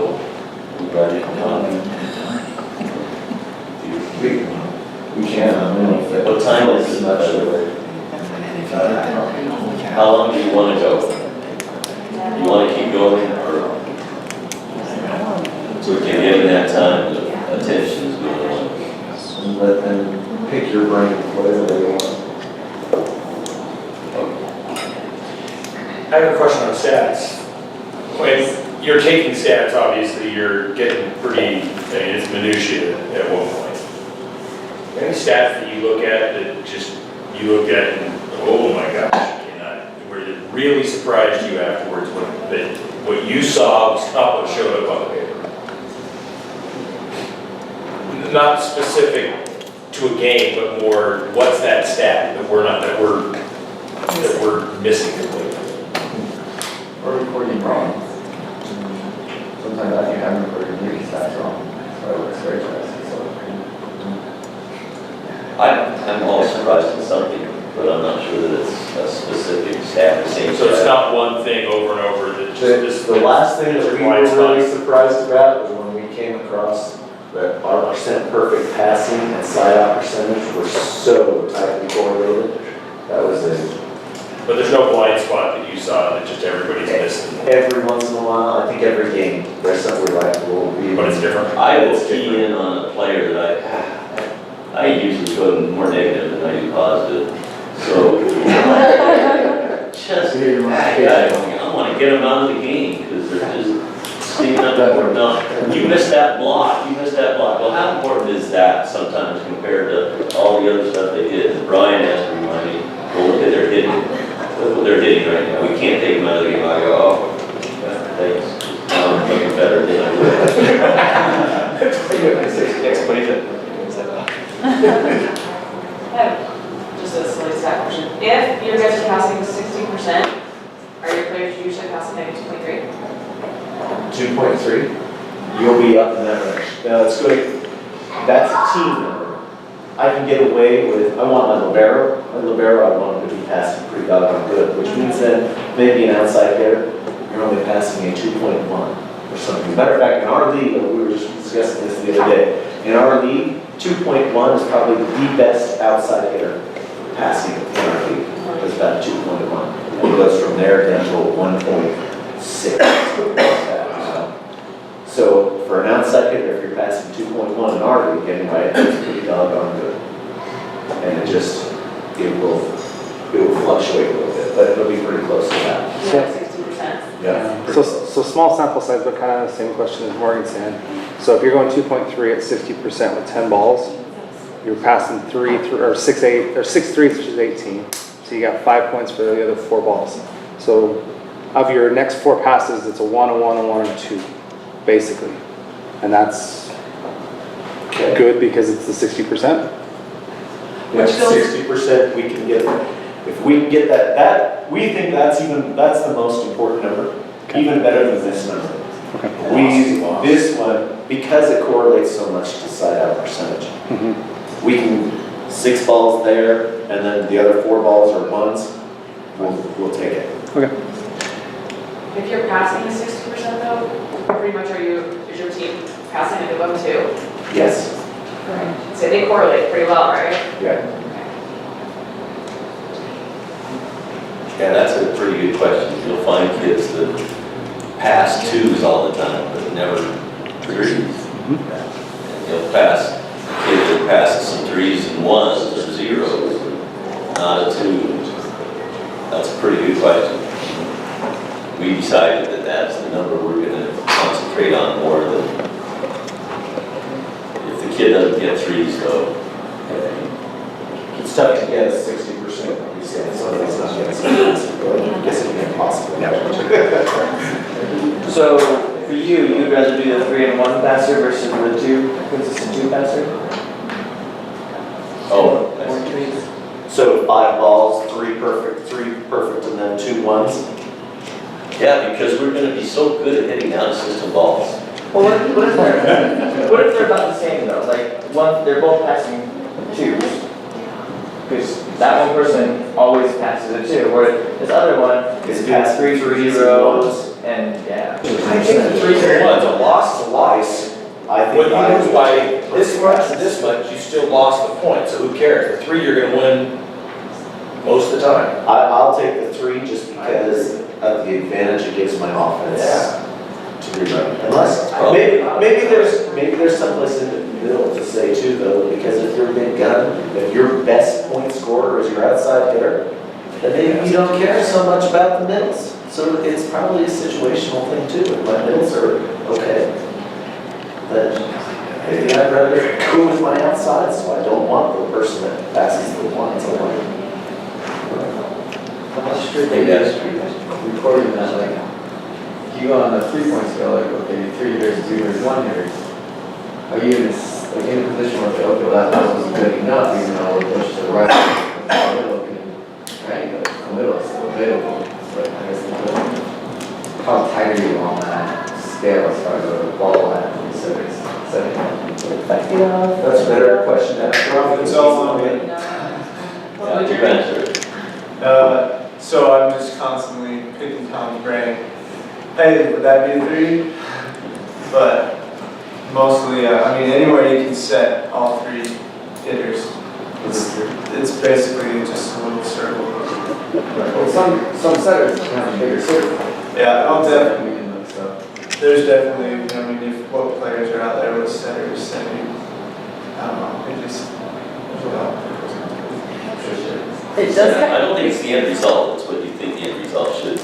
Yeah, but it does kind of go into what Andrew said though about out of system in Utah. I mean, it really does kind of, if you're not a very good passing team, you're just not getting it done, and you gotta work what he didn't want to do, which was pass, play, practice, not perfect volleyball. Yeah. Sometimes you gotta practice not perfect volleyball, so that you can work that approach, you know, get your setter to move and your outside hitter to move, and I think you gotta get good at out of system. I would say there's a few matches where our passing and our setup percentage didn't really correlate that well, because we've gotten to where we can, our outside hitters are good at out of system. And so our setup percentage was This last year, I will say that's true. This last year, our side out percentage got better than our percent perfect. because we had to. But I think it's because we focus so much on, if we play a game called virus, and the coach is the one that puts in the second ball. Wherever I want to toss it, you setter go get it. That's what they deal with that set. You ever reverse that, where you're passing 60% and you're not siding out 60%? Like, whether you're getting blocked or I cannot think of once yet where we've been passing great and we're just not sliding out. I should get a coach in college. That's because you weren't digging. 13-year-olds are supposed to do that. How much do we play deep court games and then we don't set deep court match? they're out of system balls. Why are we better with all the 10-foot systems that we play or games that we play? Why aren't we better at just swinging anywhere? Fear, I think. I do think a little bit of sports psychology with these girls. I think they're fearful to be that one that's, gonna make an error. Gotta help them be unafraid to take a big swing and have it go in or out, just be unafraid. Let it go. Get a feel for it. Take it a bunch and a bunch and a bunch of times. Yeah. Don't just get the ball and swing. At the bottom of the boat. I think sometimes if we're scatting so much and the kids are seeing their numbers, it doesn't allow them to really just cut loose regardless of, there's not a consequence. Sometimes I think that's really important, is to really encourage those crazy shots, those huge swings, and then when they get it, that feedback. Really enforce that and then, hey, bring that to the game because that was awesome practice last week. Giving them praise when they do good things.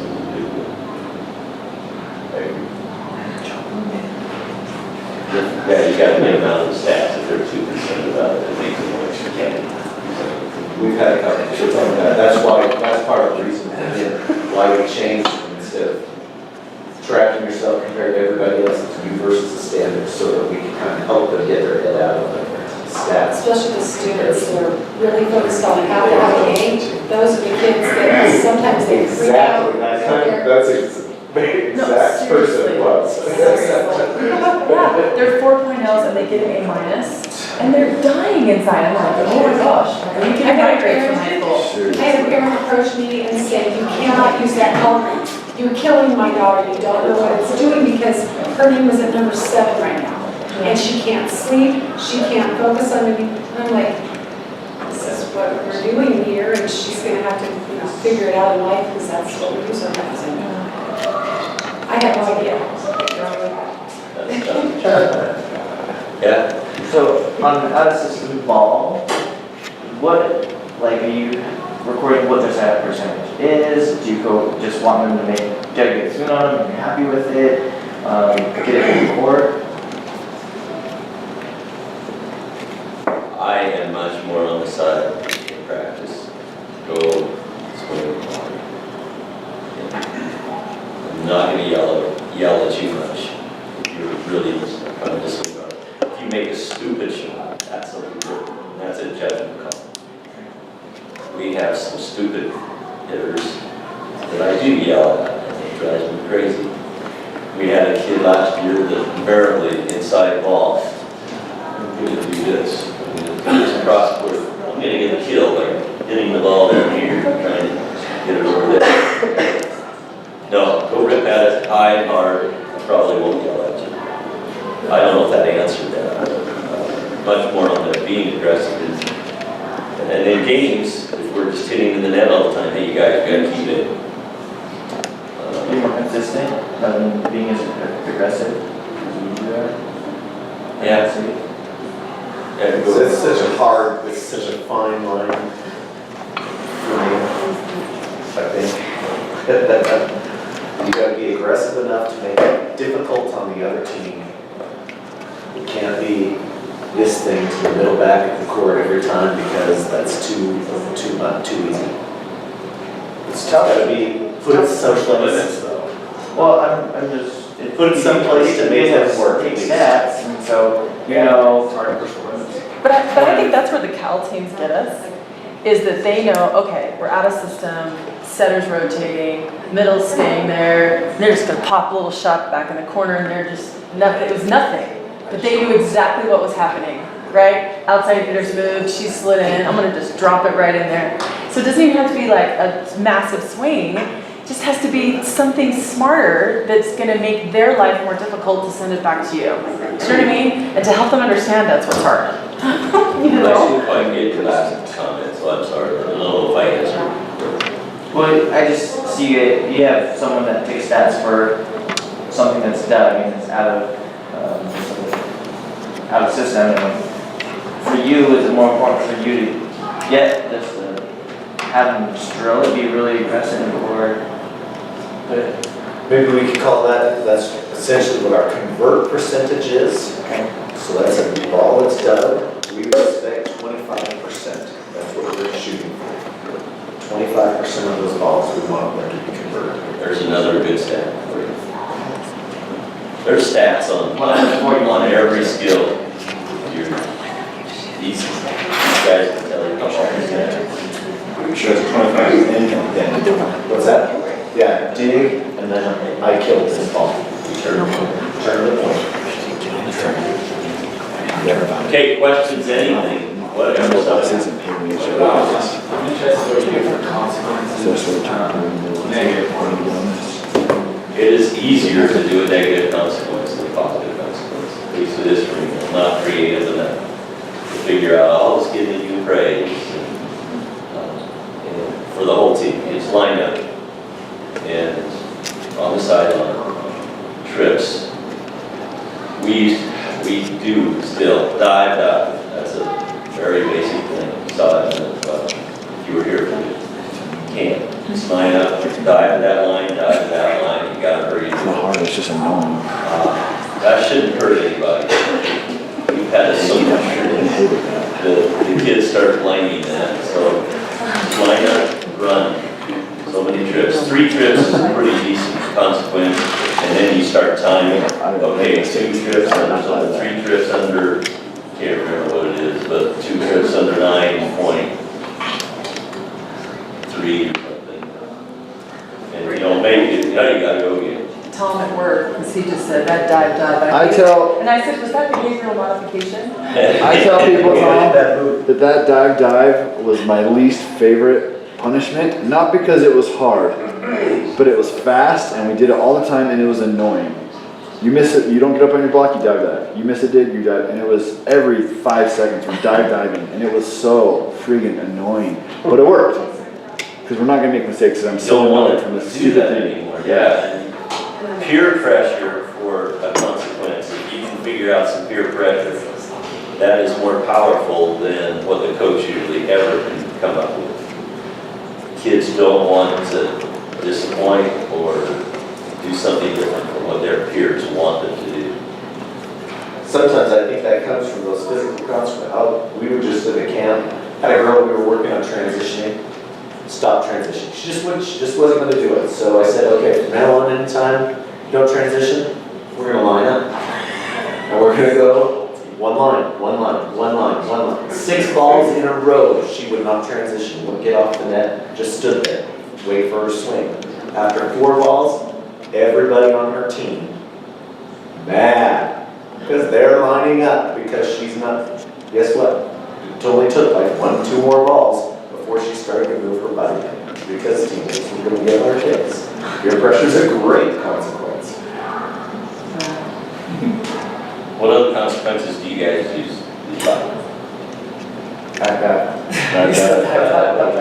Yep. I've used it ever since. I hated it, but I loved it.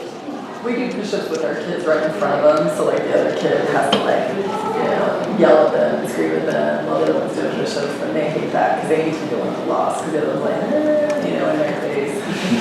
They can't. We always do fun consequences. Yeah. Brian always makes the kids run around the gym, being raptors, and they have to make the noise all the time. I feel like A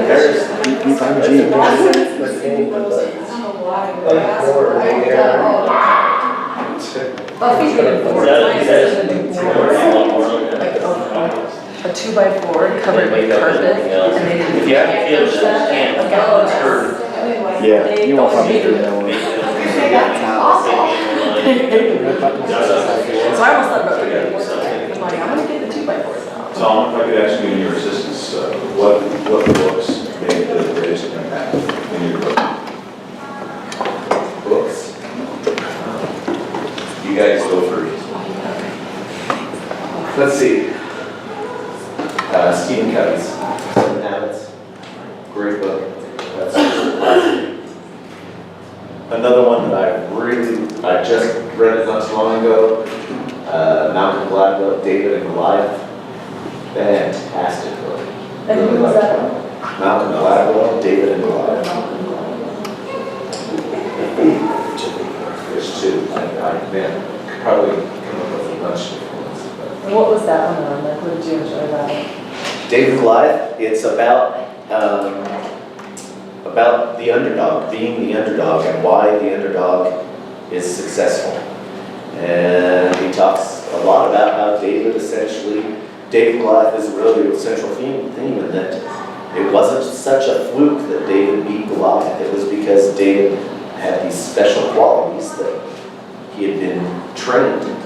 It's that our perception's wrong. Yeah. We have seen it wrong from the very beginning. It's a really good. great book. He spoke to you about 6 months ago. Yeah. We went and saw him. He's fantastic. He's a great speaker. He's the same guy that does Tipping point. Tipping Point, Freakonomics. Yeah. No, not for. No. So, We had tipping point with the hockey analogy. Outliers. What's greatest? Outliers, thank you, That's Outliers, the that's hockey Outliers. Yeah. Great book, I like that one. You have any other? The most recent one I read is Surround Yourself with Greatness. It's Chad. He played for BYU here, tight end, and then he played for Philadelphia Eagles. Chad Lewis, that's the last name. Yeah.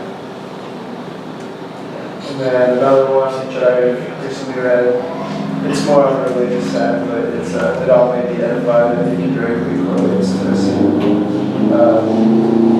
Athletes that are making potential in them, how to go about coaching. And say that one again, it all may be. That all may be edified. It all- Would get that. Oh, is it?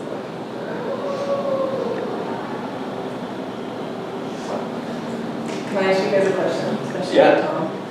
Tom? Who would you say has impacted you the most personally?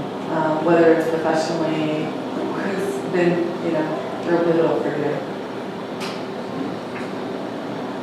More than one. As far as volleyball goes, I played under Carl Beer. And knew Carl in the old days. He has changed quite a bit, by the way. I have a theory, it's called the mellow out theory. When you get older, you mellow out. I think Carl is a much better coach the last 10 years, 15 years, whatever it is, than he was in his early career. Because he's got that personality. He's probably the smartest guy, knowing more about types of stuff we're talking about than anybody I know in volleyball. But he has this personality that's pretty, if you guys know by now, there's a few standard deviations out there. He's mellowed out. He's one of the best coaches around. He started matching his personality with what his mind is more and more. Don't you say that on the guy that I personally attach myself with, that I like a ton, and I think he's a great coach, is Mark Benfield at Peterson. Somehow he combines, he's a smart guy, but his personality is just wonderful. His guys will do anything for him. And I don't know how he does that so easily. He gets the most out of you, and I don't think he does anything special in the X's and the O's. He's very straight up. We played him, we knew exactly what his team was going to do. He doesn't like to change. He was taught by Harlan Cohen, if you ever know that name. I don't even know if he's still alive, but that was his coach. He was in the military, and Marv learned that you do things over and over again the very same way. He had, Harlan Cohen had Marv when he played, they had to sit on the bus in assigned seats every single time. They learned all this regimented stuff. Marv keeps it up, but somehow the guys that go through his program are great individuals, morally, ethically, and great volleyball players. And so he's influenced me a bunch.